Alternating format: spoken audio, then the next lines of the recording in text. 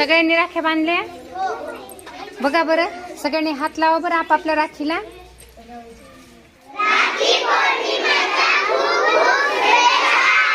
छान, सगळ्यांना राखी पौर्णिमेच्या खूप खूप शुभेच्छा. आपली आज राखी पौर्णिमा सण साजरा झाला. छान. द्या सगळ्यांनी गिफ्ट. काय आणले बाबा?